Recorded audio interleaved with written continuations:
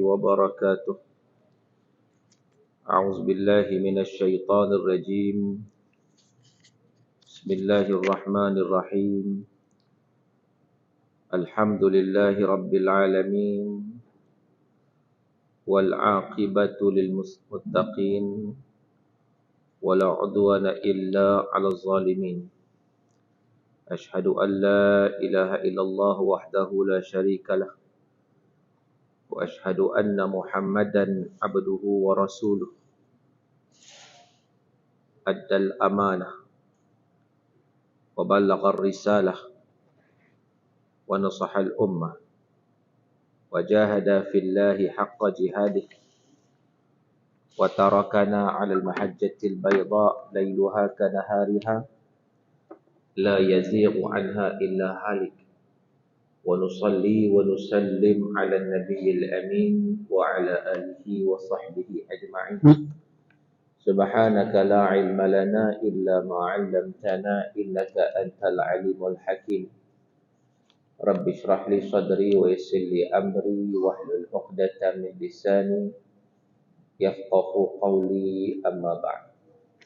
Tuan-tuan muslimin dan muslimat yang dirahmati Allah Subhanahu wa taala sekalian, alhamdulillah sama-sama kita panjatkan kesyukuran kita kepada Allah kerana pada tengah hari ini sekali lagi kita dapat bersama-sama meneruskan perbincangan kita yang mana kita sampai muka surat 97 di bawah tajuk bersedekap dan doa iftitah.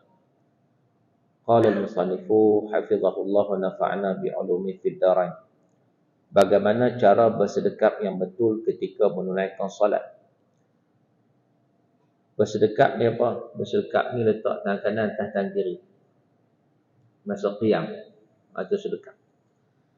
Jumhur ulama kecuali mazhab Maliki menyatakan bahawa meletakkan tangan kanan di atas belakang pergelangan tangan kiri itu dipanggil bersedekap. Selepas takbiratul ihram, lepas kita takbiratul ihram, kita pun letak tangan kanan kita atas tangan kiri, itu adalah sunat mengikut jumhurul ulama. Ia berdasarkan hadis Wa'il bahawa ketika Nabi SAW berdiri dalam solat, Nabi meletakkan tangannya yang kanan di atas belakang tangannya yang kiri di pergelangan tangan. Jadi hadis ini diriwayatkan oleh Imam Muslim. Dan begitu juga dalam hadis yang lain, Wa'il kata, aku pernah menunaikan solat bersama Nabi SAW dan baginda meletakkan tangan kanan atas tangan kiri pada bahagian dada. Itu. Jadi maknanya yang pertama, letak tangan kanan atas tangan kiri sunat. Yang kedua, letak itu pada bahagian dada juga adalah sunat. Cuma kat mana dada tu nanti kita akan bincang. Dalam hadis yang lain, Abdullah bin Mas'ud berkata bahawa Rasulullah SAW melihatnya meletakkan tangan kiri di atas tangan kanan. Lalu baginda SAW menukarkannya dengan meletakkan tangan kanan atas tangan kiri. Nabi tengok dia terbalik, dia letak tangan kiri atas tangan kanan. Maka Nabi pun tukar tangan kanan atas tangan kiri. Itu yang sebetulnya, bukan kiri atas kanan, jangan terbalik. Dalam sebuah hadis daripada Sahal bin Sa'ad, dia berkata mereka diarahkan atau diperintahkan oleh Rasulullah SAW untuk meletakkan tangan kanan di atas hasta tangan kiri ketika menunaikan solat. Ni hasta. Jadi dalam hadis, banyak riwayat menyatakan bahawa mereka disuruh untuk meletakkan tangan kanan atas hasta tangan kiri belakang. Lepas tu ada letak panik kat belakang, ada letak kat sini. Jadi mengikut pelbagai riwayat hadis. Imam Bukhari dalam sahihnya juga telah menyatakan bahawa Sayyidina Ali meletakkan telapak tangan kanannya di atas pergelangan kiri. Hadis dalam Sunan Baihaqi juga menyebut hal yang demikian. Uqbah berkata sanad hadis tersebut adalah hasan. Oleh demikian, orang yang menunaikan solat disunatkan untuk meletakkan telapak tangan kanan atas pergelangan tangan kiri, iaitu di tempat meletakkan jam tangan atau gelang pada tangan. Biasa kita pakai jam. Jam kan? Kat sini kan? Jadi kita letak tangan kanan ni atas kiri kita kat tempat jam tu lah. Tempat jam. Jadi begitu. Letak gitu. Itu sunat sunat. Sunat. Maka kalau tak letak macam mana? Tak dapatlah pahala sunat. tetapi dia tidak menjejaskan solat. Baik. Letak tu pula dekat mana? Tu hadis tadi kat dada kan? Baik, betul-betul dada kat mana? Kita lihat cara bersedekah menurut mazhab Imam Syafi'i. Menurut ulama mazhab Syafi'i, disunatkan untuk meletakkan tangan kanan atas belakang tangan kiri dengan berkedudukan di bawah dada dan di atas pusat, dan hendak dibawa ke sebelah kiri sedikit. Di atas pusat, atas dada, ni bawah dada, atas pusat, sebelah kiri sikit. Ni tengah kiri sikit, kat jantung. Kat sini kan ada jantung kita kan? Jantung kat mana? Kiri kan? Kiri kan? Dia tak duduk tengah-tengah. Duduk kiri sikit. Atas alasan itu dalam mazhab Syafi'i dia kata angkat sikit kat sini sikit. Begitu. Sikit je tak sampai sini, itu nak bersilat. Kat sini sikit je. Kan? Ini pandangan ijtihad. Dan berbetulan dengan apa tulang rusuk ni. Sebab apa dalam mazhab Syafi'i dia kata dada itu merujuk juga kepada tulang rusuk. Sebab itu dia punya sadar. Sadar ni dia tolak. Kan bila kita menafas, dia tolak. Masuk kan? Tolak. Di tempat ni ya. Itu. Sebab itu dalam pandangan ijtihad dalam mazhab Syafi'i menyatakan letak tangan ni atas pusat sikit ke kiri sikit kat sini. Itu. Gitu. Baik.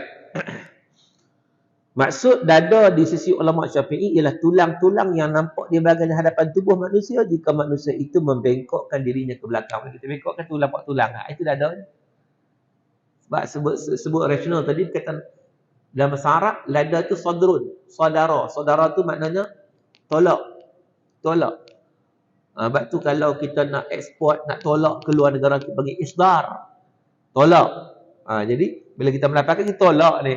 Dada ada tulang ni. Sebab tu dalam mazhab Syafi'i dia kata itulah tempat yang disebut sebagai dada.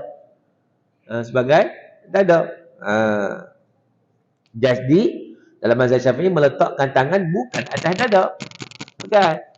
Bukan betul-betul atas dada hak kita faham ni. Tapi di bahagian antara pusat dan dada. Antara pusat dengan dada ni tengah-tengah. Belah ni sikit. Belah kiri sikit. Itu. Itulah sadar. Itulah sadar. Dada ni terjemah bahasa Melayu kan. Arab kata sadar. Yang telah disyaratkan oleh firman Allah. Yang bermaksud sesungguhnya bukan mata yang buta. Tapi yang buta itu hati yang terdapat dalam dada. Hati dalam dada. Ada hati duduk kat sini kan? Ada. Hati duduk kat mana? Kat sini, sini. Tak tolong rusuk sikit. Pegang. Hati tu jantung lah. Pegang kau lah. Jumpa tak jumpa? Jumpa. Tak jumpa tu kira tak lama lah. Kan? Ada kat sini. Itu. Berdasarkan firman Allah juga dalam surah Al-Hajj yang Allah Ta'ala kata hati tu atau jantung hati tu di dada. Jadi mazhab Syafi'i diistinbat. Kalau kata kat sini mana jantung hati dulu sini? Tak. Walaupun bahasa kita dada kat sini kan. Jantung hati kat sini. Maka dengan sebab itu ijtihad mazhab Syafi'i dia lebih teliti dari sudut penggunaan perkataan itu sendiri. Manakala ulama mazhab Hambali Hanafi pula berpendapat kedudukan tangan di bawah pusat. Itu mazhab Hanafi. Kalau mazhab Hambali dekat dada. Pak tuan tak perasan muka tengok ada orang tak sini kan. Tak sini kan. Perasan tak? Mazhab Hambali dikira dada secara zahir. Ini dada. Mazhab Hanafi di bawah pusat. Sebab dia menganggap dada ni daripada atas sampai ke ari-ari. Itu dada. So, letak bawah pusat. Orang hak buncit tu selesa. Abang Roy kan? Abang Roy. Dia selesa. Letak bawah pusat. Begitu. Baik. Jadi, apatah lagi ada hadis juga Sayyidina Ali kata menjadi sunnah untuk meletakkan tangan kanan atas tangan kiri bawah pusat. Hadis riwayat Ahmad dan Abu Daud. Jadi bagaimana cara menangani masalah khilaf dalam meletakkan tangan atas tangan kiri ini? Kita khilaf. So macam mana cara untuk kita menangani masalah khilaf ini? Sebab kadang-kadang kalau kita tak faham menyebabkan berlakunya pergaduhan, berlakunya persengketaan, pertelingkahan dalam bab khilaf ni. Baik, disunatkan untuk meletakkan tangan kanan atas belakang pergelangan tangan kiri setelah selesai takbiratul ihram. Bahkan menurut para ulama, meletakkan tangan kanan atas tangan kiri merupakan salah satu sifat orang yang merendah diri dan boleh membawa kepada khusyuk. Itu tujuan dia. Jadi tak tangan kanan atas tangan kiri ini sifat orang merendah diri, khusyuk.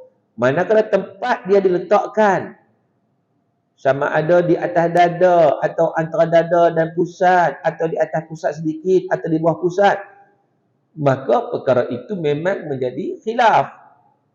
Para ulama tidak bersependapat.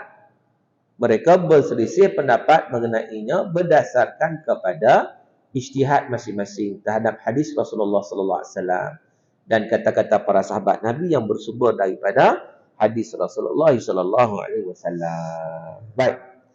Sehubungan dengan itu, perselisihan ini memberikan kemudahan kepada kita untuk beramal berdasarkan cara yang dipelajari. Jadi jangan gaduhlah. Bila mana khilaf ni, dia lebih memberi kemudahan. Kita jangan nampak benda susah. Kita nampak benda yang memberi kemudahan pada kita. Bila khilaf ni maknanya dia bebaslah. So kita nak pakai hak mana? Kita pakai berdasarkan apa yang kita belajar. Kita belajar atas mazhab Syafi'i, kita pakailah. Orang yang belajar atas mazhab Hanafi, dia pakai, tak payah marah dia. Orang yang belajar atas mazhab Hambali, dia pakai cara dia, jangan marah dia. Orang belajar atas mazhab Maliki begitu juga, kita tak perlu marah dia. Sebab apa? Sebab ini merupakan perkara khilaf yang merupakan ijtihad para ulama. Sehubungan dengan itu, perselisihan ini memberikan kemudahan kepada kita untuk beramal berdasarkan cara yang dipelajari. Dalam mazhab Syafi'i yang menjadi pegangan masyarakat Nusantara, kedudukan tangan tersebut hendaklah berada di atas pusat sedikit dan di bawah dada, serta kedudukannya dibawa ke arah kiri sedikit. Namun, sesuatu perkara khilaf seumpama ini jangan diperdebatkan untuk menegakkan hujah siapa yang betul hingga mengeruhkan hubungan sesama umat Islam. Ini kerana terdapat golongan ekstrim dalam masyarakat kita yang sentiasa menyalahkan orang lain dalam sesuatu perkara sunat yang hanya merupakan khilaf dalam kalangan ulama. Jadi jangan semata-mata nak menegakkan hujah terhadap suatu perkara khilaf, kita terpaksa bermasam muka sesama Muslim. Sedangkan bermasam muka dan bertelingkah sesama Muslim dengan cara yang salah itu merupakan sesuatu yang dikeji oleh syarak dan ia adalah perbuatan yang haram. Ini perbuatan yang haram. Baik. Jadi maknanya begitu. Tuan dan rahmat Allah Ta'ala sekalian. Adakah sunat membaca doa iftitah itu dalam solat fardu sahaja? Ini soalan seterusnya. Lepas kita letak tangan kanan atas tangan kiri, apa lagi sunat kita nak buat? Kita baca doa iftitah. Baca doa iftitah ni tuan-tuan, iftitah tu sendiri bermaksud pembukaan. So tak perlu kita mula dengan bismillah, tak perlu. Tak perlu auzubillah, tak perlu. Tak perlu sebab dia dah buka dah, dia pembukaan dah. Maka terus kita baca doa iftitah. Baik, jadi doa iftitah ni sunat dalam solat fardu saja ke? Ataupun solat sunat juga? Baik, orang yang menunaikan orang yang menunaikan solat disunatkan untuk baca doa iftitah setelah takbiratul ihram, setelah meletakkan tangan atas tangan kiri. Doa iftitah disunatkan untuk dibaca sama ada ketika mendirikan solat sunat ataupun solat fardu, dan sama ada solat sambil berdiri bagi yang sihat atau sambil duduk bagi yang sakit. Demikian pula bagi wanita, kanak-kanak dan orang yang sedang dalam perjalanan musafir. Akan tetapi doa tersebut tidak disunatkan untuk dibaca dalam solat jenazah kerana tidak ada hadis yang menyatakan tentangnya. Jadi doa iftitah ni tuan-tuan sunat dibaca dalam semua solat. Solat fardu ke, solat sunat ke, semua kita sunat baca. Kecuali solat jenazah saja. Solat jenazah tak disunatkan baca doa iftitah. Adapun solat apa yang kita nak solat? Solat zuhur tadi, sunat. Solat ba'diyah, sunat. Solat duha, sunat. Sunat baca doa iftitah. Baik. Apakah bacaan yang tepat bagi doa iftitah? Dia sebenarnya terdapat pelbagai versi doa yang dibaca oleh Nabi. Sebab tu jangan kita rasa terkejut kalau berlaku perbezaan bacaan kita dengan bacaan orang lain. Sebab apa? Sebab memang benda tu juga termasuk dalam khilaf. Dan Nabi SAW sendiri pernah membaca dengan pelbagai bacaan. Antaranya antaranya hadis riwayat Muslim daripada Sayyidina Ali bahawa Nabi SAW berdiri menunaikan salat, baginda baca doa apa? Doa iftitah. Wajjahtu wajhiya lilladzi fatara as-samawati wal ard hanifan musliman wa ma ana minal musyrikin. Inna salati wa nusuki wa mahyaya wa mamati lillahi rabbil alamin. Allahumma antal malik la ilaha illa anta rabbi wa ana 'abduka zalamtu nafsi wa i'taraftu bi dhanbi faghfir li dhunub jami'a innahu la yaghfiru dhunuba illa anta wahdini li ahsanil akhlaq la yahdi li ahsaniha illa anta wasrif anni sayyi'aha la yasrifu anni sayyi'aha illa anta labbaika wa sa'daik wal khairu kullu fi yadika wa syarr laisa ilaika inna bika wa ilaik tabarakta wa ta'ala astaghfiruka wa atubu ilaik. Ni tak pernah kita baca doa iftitah macam ni. Ni antara salah satu riwayat yang menyatakan tentang doa iftitah. Kita cuma ambil yang atas tu je. Wajjahtu wajhi lilladzi fatara samawati wal ard hanifan musliman wa ma ana minal musyrikin. Inna salati wa nusuki wa mahyaya wa mamati lillahi rabbil alamin. Itu kita ambil. Itu kita ambil. Mana Allahu Akbar kabira? Itu riwayat lain pula. Ini tak sama Dia kata Nabi baca Allahu Akbar kabira walhamdulillah katsira. Itu riwayat lain pula.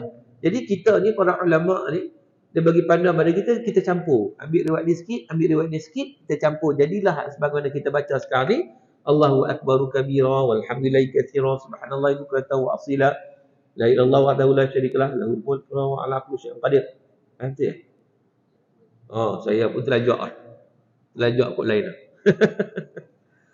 Allahu Akbar kabira walhamdulillah katsira subhanallahi bukratan wa asila wajjahtu kita sambung yang tu. Kita sambung yang wajjahtu wajhi allazi fatara kita baca tadi ni. Maknanya riwayat lain campur dengan riwayat ni, maka kita satukan. Jadi kita jangan terkejut tiba-tiba orang lain baca tak sama macam kita baca. Tak apa, sebab dia ada pelbagai riwayat yang kata baca doa iftitah.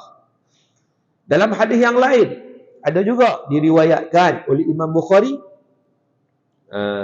dalam hadis yang lain daripada Ibnu Umar, dia berkata ketika kami sedang menunaikan solat sama-sama Rasulullah, tiba-tiba ada seorang yang datang lalu baca doa iftitah Allahu Akbar kabira walhamdulillahi katsira wa subhanallahi bukratan wa asila. Lalu Rasulullah pun bersabda, aku rasa senang doa ini, pintu-pintu langit terbuka untuknya. Hadis sahih riwayat Muslim. Ada yang kita baca tu. Riwayat yang lain pula. Bukan Nabi baca, sahabat baca. Apa dia? Allahu Akbar kabira walhamdulillahi katsira wa subhanallahi bukratan wa asila. Nabi dengar. Nabi dengar. Lalu Nabi kata, aku merasa senang dengan doa itu yang kau baca itu. Pintu-pintu langit juga terbuka. Jadi maknanya dengan sebab itu juga kita menggunakan doa tersebut. Manakala dalam hadis yang lain yang diriwayatkan oleh Imam Bukhari dan Muslim dari Sayyidina Abu Hurairah, Rasulullah SAW diam sebentar antara takbiratul ihram dan bacaan Al-Quran. Abu Hurairah mengatakan, demi ayah dan ibuku ya Rasulullah, engkau diam antara takbir dan baca Fatihah. Lalu apa yang kau baca? Baginda pun jawab, aku baca apa? Allahumma ba'id baini wa baina khatayaya kama ba'adta bainal masyriq wal maghrib. Ni baca yang tu. Kita tak nak baca kan? Tapi orang Indonesia baca yang ni. Sebahagiannya yang saya jumpa. Kebetulan saya buat kursus solat. Jadi saya bagi hak kita familiar je lah. Senang buat kita dah hafal dah. Tiba-tiba dia kata, Ustaz, kami enggak belajar begini. Pak Ustaz, kami enggak belajar begini loh iftitahnya. Saya kata, bagaimana yang kamu belajar, yang kamu pelajarin? Dia pun baca doa ni. Yang kami pelajarinya doa iftitahnya Allahumma ba'id baini wa baina khatayaya kama ba'adta bainal masyriq wal maghrib. Itu ya Pak Ustaz. Saya kata itu pun ada riwayatnya juga, tetapi kita di Malaysia enggak biasa dengan riwayat tersebut. Bukan tak biasa apa, tak biasa baca. Tapi ada riwayat juga. Nabi baca Allahumma ba'id baini Ya Allah, jauhkanlah jarak antara aku wa baina khataayaya, dan antara dosaku, kama ba'adta bainal masyriq wal maghrib, seumpama kau jauhkan antara timur dan barat. Maknanya minta doa supaya Allah jauhkan dosa daripada kita, seumpama jauhnya timur dan barat. Allahumma naqqini minal khataaya kama yunqqa thawbul abyadu minad danas. Ya Allah, bersihkan aku daripada segala dosa seperti bersihnya baju putih daripada kotoran. Minta lagi. Allahumma ghsil khataayaya bil ma'i wal thalbi wal barad. Ya Allah, cucilah segala dosaku dengan air, dengan salju, dan dengan ais, dengan air dingin. Jadi maknanya itu juga merupakan satu riwayat yang berkaitan dengan bacaan doa iftitah. Dalam Sahih Muslim, Anas menyatakan seorang datang lalu masuk dalam shaf dalam keadaan termenguh-menguh. Kemudian dia berkata, Alhamdulillah hamdan kathiran tayyiban mubarakan fi. Setelah Rasulullah selesai solat, baginda bersabda, siapa daripada kamu yang menyatakan beberapa kalimat tadi? Para sahabat diam. Lalu baginda bertanya lagi, siapa daripada kamu yang menyatakannya? Sesungguhnya dia tidak mengatakan sesuatu yang sia-sia. Orang yang baca doa tadi pun, dia mengaku dialah yang membaca doa itu. Lalu Rasulullah bersabda, sesungguhnya aku melihat 12 malaikat berlumba-lumba memburu kalimah itu agar boleh mengangkatnya ke hadrat Allah Subhanahu wa taala. Ada riwayat macam tu juga. Dan ada juga riwayat kata alhamdulillah hamdan katsiran tayyiban mubarakan fi itu dalam lepas i'tidal. Ada juga. Jadi ada pelbagai riwayat. Bolehlah juga. Semua bentuk doa. Sebab tu dalam solat ni ada 3 je. Dia ada doa, ada zikir, dan Quran. Ada 3 je. Doa, zikir dan Quran, dan dia tak lari daripada 3 perkara ini. Apa hukum sekiranya terlupa baca doa iftitah? Macam mana kalau terlupa baca doa iftitah? Al-Imam An-Nawawi berkata, jika orang yang menunaikan solat tak baca doa iftitah, sama ada kerana terlupa atau sengaja, lalu dia terus baca isti'azah. Baca isti'azah, nak baca bismillah lah, nak baca fatihah lah. Dia mula dengan isti'azah kan? Maka dia tak perlu kembali lagi untuk baca doa iftitah kerana kesempatannya telah hilang dan dia tak perlu mengulangi bacaannya pada rakaat berikut. Kalau dia terlajak pipi, Allah Akbar, a'udzubillahi minasyaitanir rajim, bismillahirrahmanirrahim. Teringat tak baca doa iftitah, tak perlu baca balik dah. Terus baca fatihah. Tak perlu baca balik dah dan tak perlu qada pun. Terus je. Ini kata Imam An-Nawawi. Bilakah waktu yang sesuai? Itu membaca doa iftitah. Dalil-dalil tentang doa iftitah menunjukkan bahawa doa tersebut dibaca pada permulaan solat, iaitu setelah takbiratul ihram. Lepas takbiratul ihram, sebelum kita baca Fatihah, kita baca doa iftitah terlebih dahulu. Jika suatu penghalang atau diam yang agak lama diselangi setelah takbir, maka doa iftitah tersebut tidak perlu dibaca. Kalau kita tak baca apa, senyap perlu baca dah. Dan jika orang yang masbuk mendapati imam sedang membaca surah selepas Fatihah atau nak rakaat, maka dia tak perlu membaca doa iftitah. Begitu juga dalam solat jemaah. Kita datang tengok-tengok imam tengah baca surah. Kita takbir ikut imam, kita tak perlu baca doa iftitah, kita terus kena baca Fatihah. Ambil yang wajib. Yang sunat tak ambil dah sebab imam kita dah lewat masbuk. Begitu juga kalau solat yang tak dengar tu, kalau kita dengar tak dengar. Kita datang-datang orang tengah solat zuhur, kita bukan tahu imam baca apa kan? Maka kita terus baca Fatihah, tak perlu lagi kita baca doa iftitah. Sebab apa? Sebab setakat mana Fatihah kita memadai, kalau imam rakaat kita terus rakaat dengan imam untuk mendapat rakaat tersebut. Baik.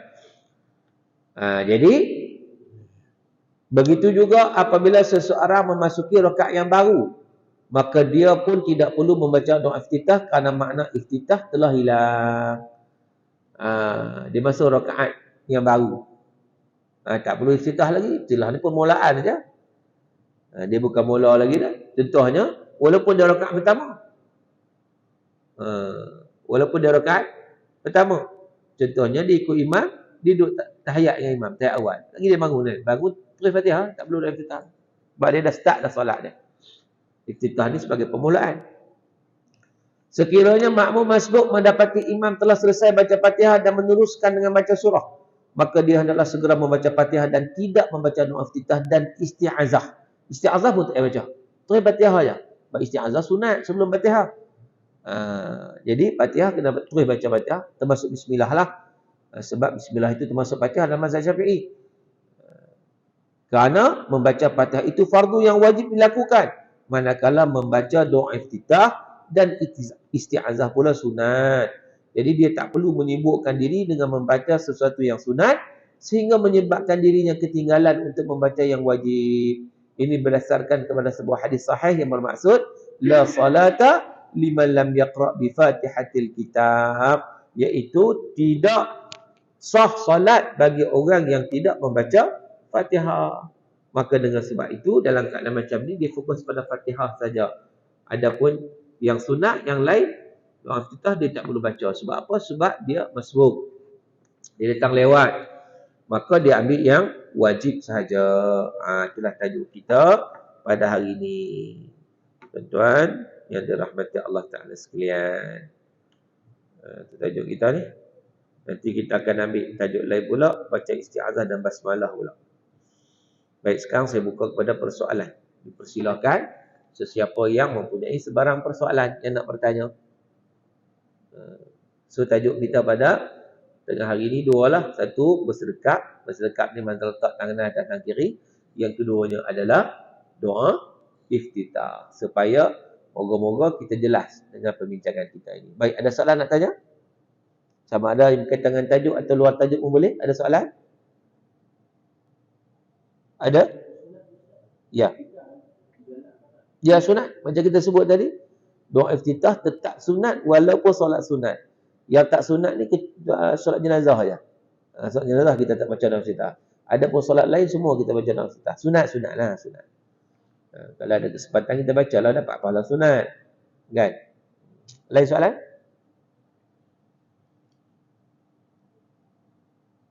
Ada? Tak ada? Semua faham? Clear? Okey, kalau clear sekadar itulah perbincangan kita pada tengah hari ini, pada petang ini. Moga-moga insya-Allah sikit sebanyak yang kita bincang diberkati dan dirahmati oleh Allah. Apa yang baik datang daripada Allah, silap-silap saya maaf. Sekian aqulu qauli hadza wa astaghfirullahal azim li wa lakum. Wabillahi taufiq wal hidayah. Wassalamualaikum warahmatullahi wabarakatuh. A'udzubillahi minasyaitonir rajim. Bismillahirrahmanirrahim. Alhamdulillahirabbil alamin wassalatu wassalamu ala asyrafil mursalin wa ala alihi wa sahbihi ajma'in. Allahumma ja'al jam'ana hadza jam'an marhuma wa tafarruqana min ba'dihi tafarruqan ma'suma. Allahumma faqihna fid din wa 'allimna ta'wil. Allahumma atina afdhala ma tu'ti 'ibadaka salihin. Rabbana 'alaika tawakkalna wa ilaika anabna wa ilaikal masir. Rabbana atina fid dunya hasanah wa fil akhirati hasanah wa qina 'adzabannar. Wa sallallahu 'ala sayyidina Muhammad wa 'ala alihi wa sahbihi wa baraka wa sallam. Walhamdulillahirabbil alamin. Taqabbalallahu minkum.